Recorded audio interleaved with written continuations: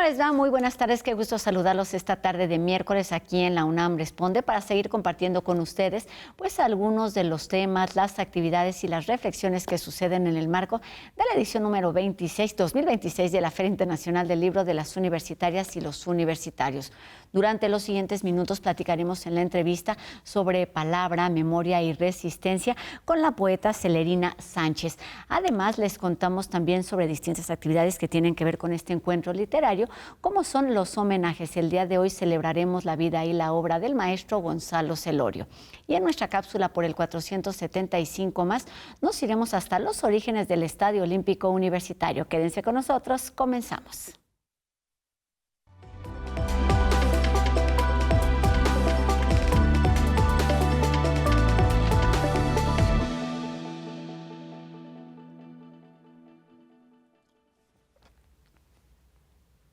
Reflexionar sobre la importancia de nombrar y escuchar otras formas de comprender nuestra realidad es uno de los objetivos del Coloquio Internacional de Lenguas Indígenas y Minorizadas en Filuni, que se dedica a reconocer la riqueza, pero también la vigencia de esas diferentes formas de expresión.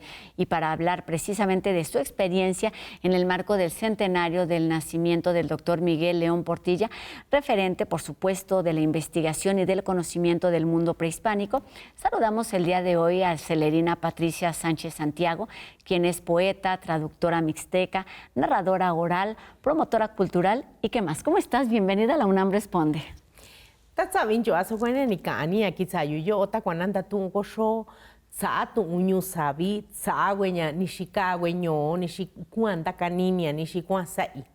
Pues muchas gracias por invitarnos a platicar sobre el tema del pueblo Ñusabi, en este caso, el pensamiento, cultura, y pues de eso vamos a estar platicando en este programa. Muchísimas gracias. Qué bonito saludo, qué bonita bienvenida. A mí siempre me parece muy importante y muy enriquecedor escuchar estas otras voces, estas otras formas de narrar, a pesar de que no podamos identificar la mayoría de nosotros qué es lo que nos están diciendo actualmente. ¿Qué significa para ti ser poeta mixteca además, y no solamente hablar en dos lenguas, sino vivir en dos universos? Literalmente vivir en dos universos, porque justo las lenguas son la diversidad de pensamientos, la diversidad de construcción de los mundos desde el pensamiento y la palabra. Para mí es un honor poder hablar mi lengua de 7,000 años, desde su creación, que data de esa fecha, nos cuentan los historiadores, que más o menos esa es la fecha. Y pues imagínense o imaginen toda esta conservación de la lengua, que desgraciadamente hoy en día está en riesgo, ¿no? Así como la lengua Ñusabi, otras muchas lenguas están en riesgo, que también han tenido miles de años. Y todo lo que tienen que decirnos con toda esta historia.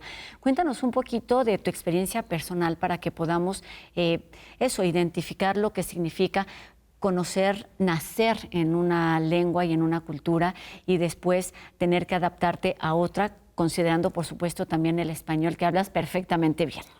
Gracias. Lamentablemente tengo que contar una parte de la historia triste, porque después de 1492 cambió nuestra historia de los pueblos originarios ahora que conocemos como México. Cuando yo nací, pues no te cuestionas, ¿no? O vas creciendo en la lengua, en la cultura, no tienes ese problema, porque no sabes que es una lengua minorizada, ¿no?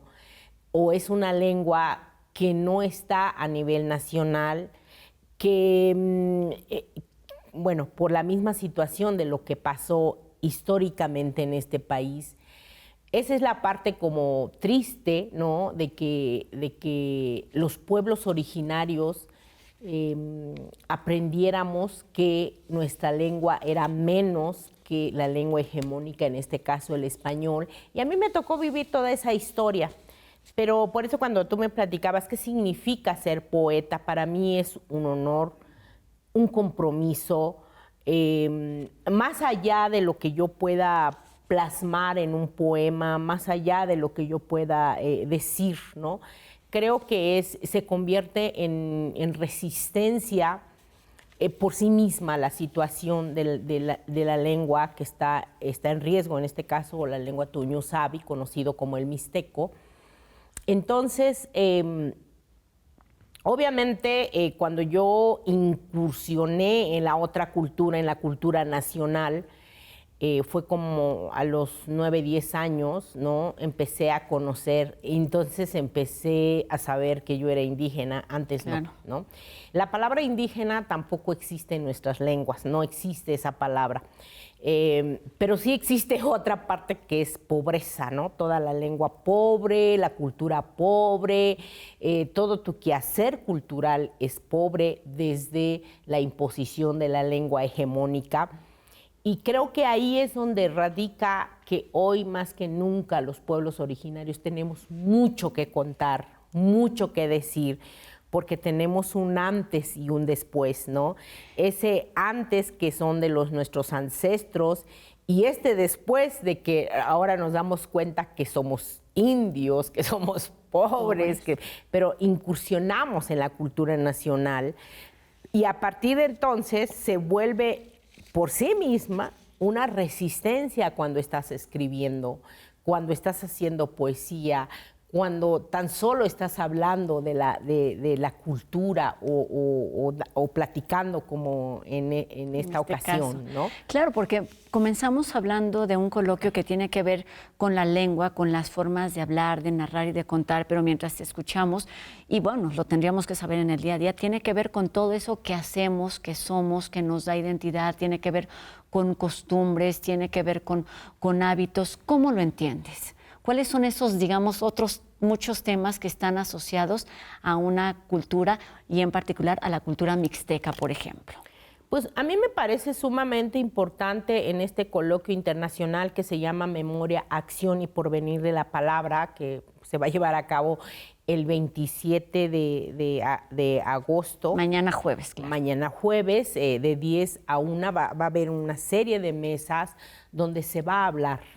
Se va a hablar de esta importancia, ¿no? De cada uno. Yo puedo hablar desde mi lengua, desde mi cultura, los retos y las acciones que podemos hacer para detener un poco la desaparición de la lengua, porque eso es eminente, no podemos cerrar los ojos y decir, oh, no, ya porque ya nos reconocieron en el artículo 2, ya porque tenemos una ley general de derechos lingüísticos, ya paró. Está garantizada la permanencia. Exacto, y no es así, porque justo estas acciones y estas memorias que tenemos, que se ha construido en los últimos siglos del México, cómo podemos cambiar estos pensamientos que nos metieron justo en lenguas minorizadas, que somos menos, que no solamente de cantidad de personas que hablan, ¿no? Claro, sino de minorizar el pensamiento, la construcción de toda la cultura. Creo que es importante hablar de estos temas, ¿no? Y desde Ñusabi yo me siento súper orgullosa de decirles a los nativohablantes de mi lengua que construimos mundos. Claro. Que somos una cultura milenaria y que ahí está y que tenemos que revalorizarnos, reencontrarnos, reconciliarnos con nosotros, ¿no? Entonces, creo que no es algo menor. Claro, y por supuesto, y no es partir de cero, es conocer y entender todo lo que ha sucedido a lo largo de estos miles de años a los que hacías referencia hace unos minutos. En este coloquio tiene que ver o está pensado básicamente en una figura indispensable de nuestra universidad, que es el doctor Miguel León Portilla. ¿Cómo se acercan desde una lengua originaria al trabajo, al quehacer, al legado de un universitario tan destacado en este tema? Creo que el doctor Miguel León Portilla aportó mucho para esto, ¿no? Él trabajó en varias lenguas y específicamente, claro, sí, en la lengua náhuatl, pero creo que de ahí hay herramientas que nosotros también podemos, como Ñusavis en este caso, podemos retomar para repensar nuestros mundos, para repensar nuestra cultura, para repensar la poesía, ¿no? Porque también él trabaja mucho la poesía del mundo náhuatl. Y tiene que ver con este reconocimiento. Y has dicho dos palabras importantes. Una es hacer memoria, pero también construir. ¿Cómo se tejen estas dos posibilidades y estos dos momentos que terminan siendo tres, es decir, pasado, presente y futuro, con respecto al valor de las lenguas originarias? Complejo estos tejidos, porque justo en este símbolo de un tejido que viene y que se rompe, se deshila. Ahora hay que juntar esos hilos y volver a reconstruirlos. Obviamente ya no va a aparecer como hace 500 años, pero tenemos muchos elementos de ese propio tejido para poder decir, aquí estamos, nuestra lengua vale, construimos mundos, pensamos. Porque eso, o sea, justo el maestro, el doctor León Portilla decía, ¿no? Cuando una lengua muere, muere todo un mundo. ¿A qué se refiere con eso? Muere esta lengua porque ya no hay manera de pensar cómo ellos miraban los colores, el río, la montaña, cómo se nombran. Es eso lo que muere. Nunca más sabremos cómo decían ciertas cosas o cómo los construían o cómo ordenaban el mundo, ¿no? Cuando estas lenguas mueren, eso es lo que pasa, se desaparece ese orden de construir el mundo. Y tiene que ver con lo que nos mencionabas, que en muchas palabras no hay una traducción literal de lo que estamos hablando, de lo que estás escribiendo, y se tiene que construir otra forma de contar. Claro, creo que en ninguna lengua hay una traducción literal, no existe uno, sino hay interpretaciones. Y más con las lenguas mesoamericanas, que su mundo era totalmente diferente al europeo que llega desde su mundo, desde sus mitos fundacionales, es totalmente diferente al mundo o los mitos fundacionales de los pueblos originarios, en este caso de México y de América. Bueno, en ese entonces pues, no había como esos espacios, pero ahora sabemos, ¿no?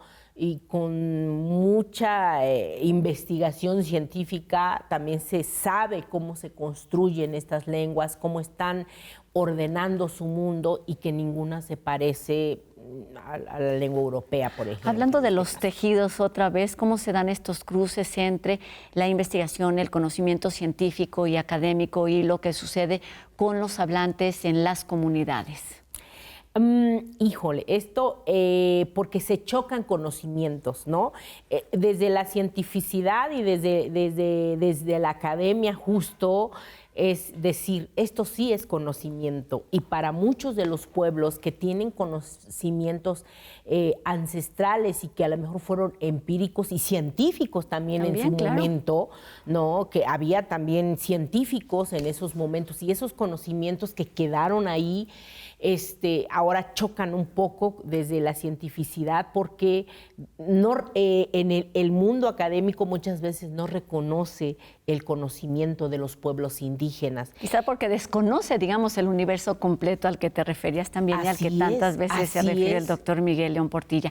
Te toca participar en una mesa que se titula De la tradición, creación y ética de la escucha. ¿Cuáles son algunos temas, algunas líneas que serán abordados en esta mesa en particular, Celerina?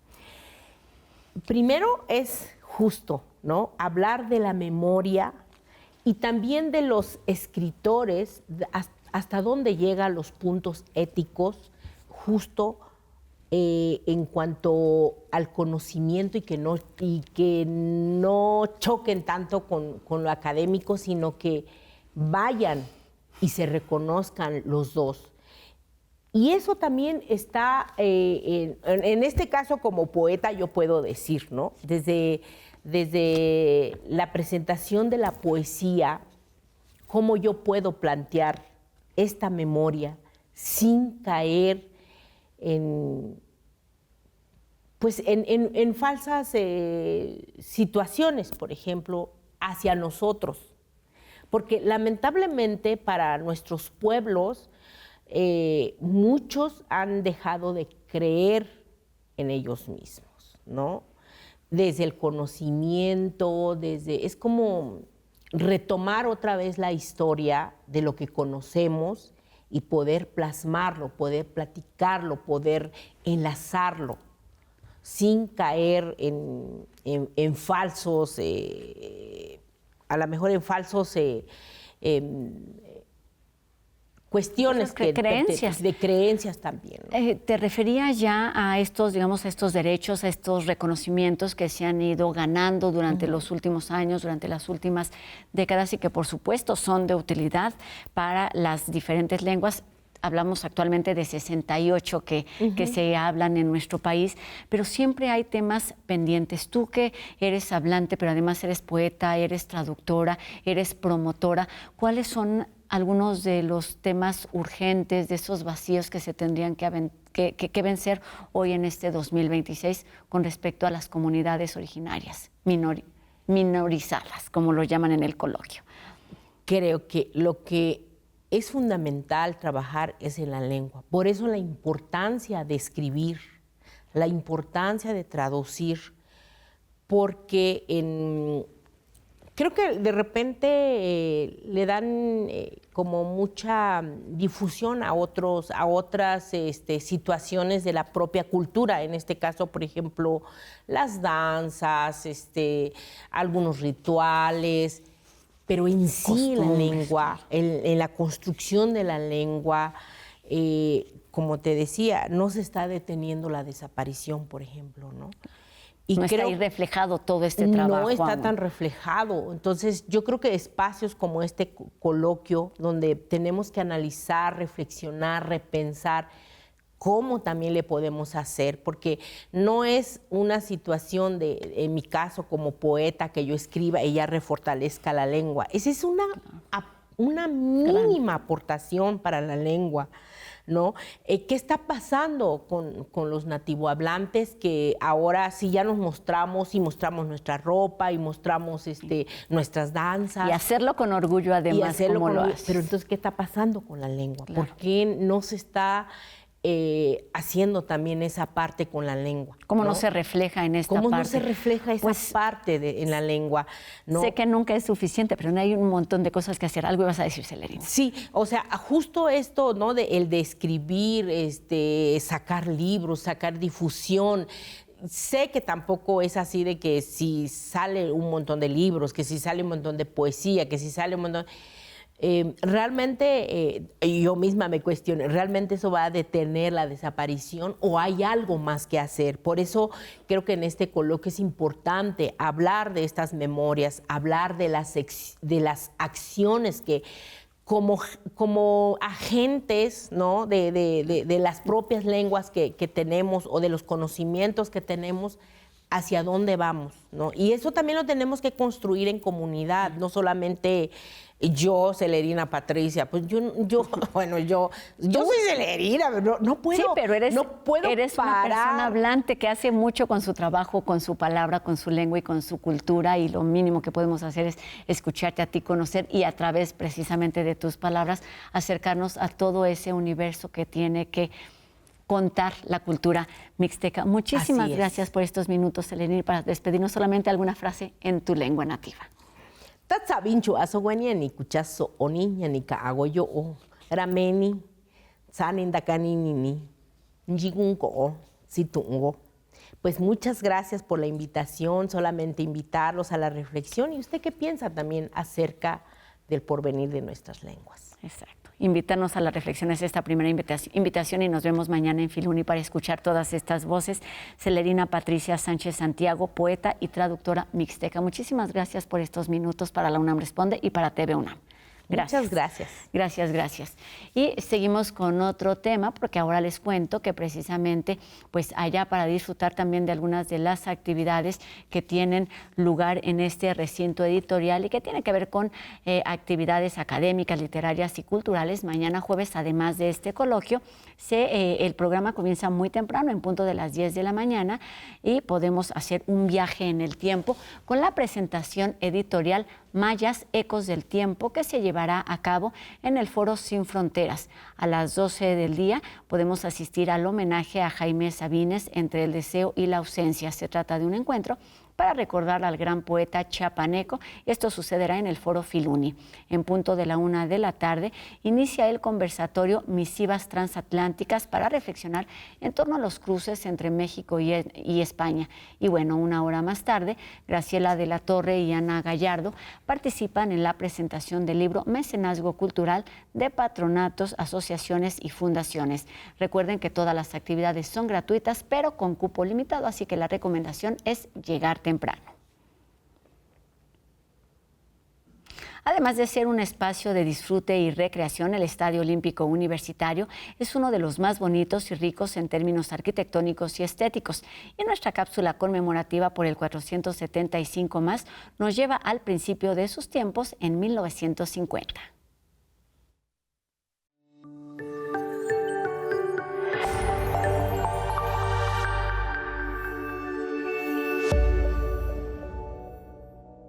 Desde que se colocó la primera piedra en 1950, el Estadio Olímpico Universitario se convirtió en símbolo de la UNAM. Ahí se han vivido momentos clave para la historia de nuestro país. En el marco de los 475 años, es fundamental reconocer la grandeza de este recinto. En pleno Pedregal de San Ángel, en 1950, se colocó la primera piedra para la edificación de este maravilloso Estadio Olímpico Universitario. Con capacidad para 72,000 espectadores, forma parte del Patrimonio Cultural de la Humanidad por la UNESCO y ha sido testigo de los más importantes eventos deportivos del país. En esta construcción se utilizó lo más avanzado de la ingeniería civil y del diseño de los años 50, y a pesar del paso del tiempo sigue siendo un recinto imponente y funcional. Con el trabajo de poco más de 10,000 obreros laborando en turnos que cubrían las 24 horas del día, se logró finalizar la construcción en un tiempo récord de tan solo 8 meses. El Estadio Olímpico Universitario, escenario y testigo de cientos de eventos deportivos, ha acogido a millones de espectadores en todos sus años de vida y ha ido evolucionando, implementando nuevas tecnologías, siempre cuidando que todas estas mejoras que se agregan no modifiquen la línea arquitectónica del diseño original con el que fue creado.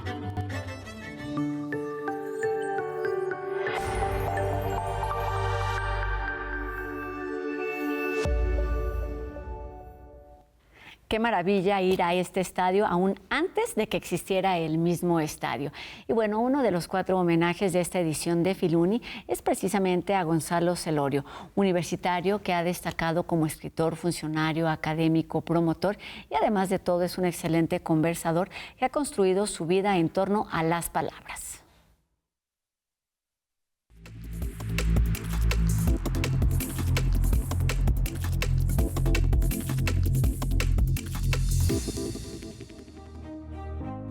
La literatura es un remanso, reflexión, paz e imaginación. Refleja la realidad, pero también de alguna forma la exorciza.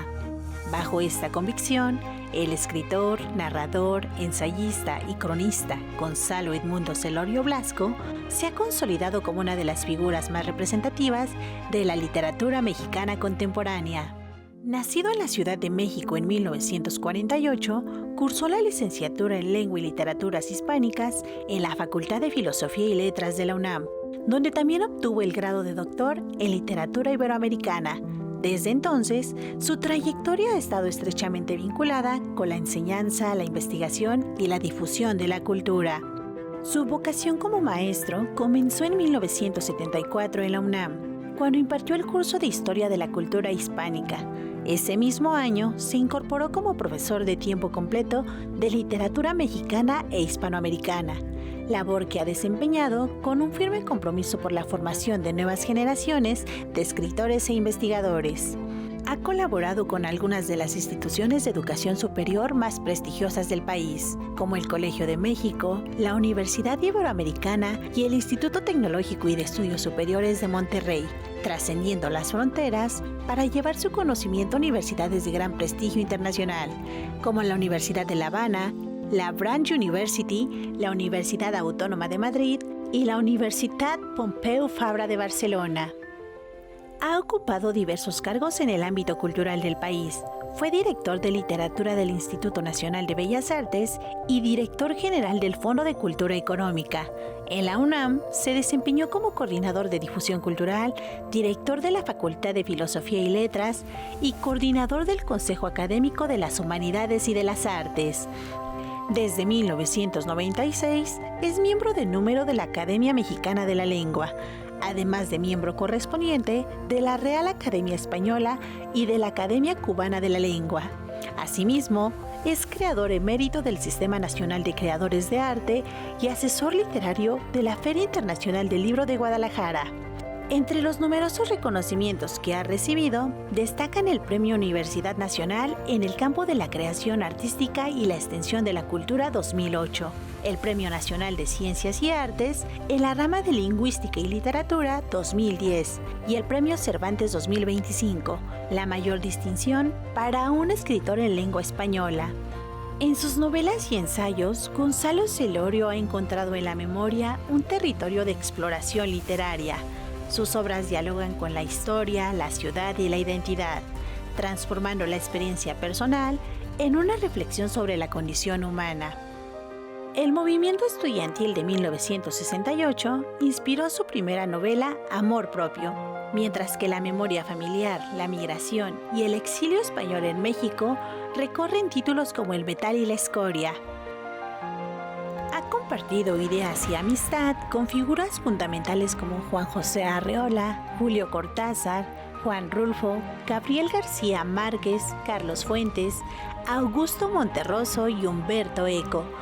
Estos encuentros, reunidos en Mentideros de la Memoria, no solo revelan el testimonio de una época, sino la formación de una voz literaria que supo convertir la conversación con los grandes maestros en una obra propia. Hoy traducida a diversos idiomas y reconocida dentro y fuera de México, la literatura de Gonzalo Celorio forma parte de la tradición de las letras hispánicas, confirmando que la memoria también ilumina el presente y abre nuevas posibilidades para imaginar el futuro.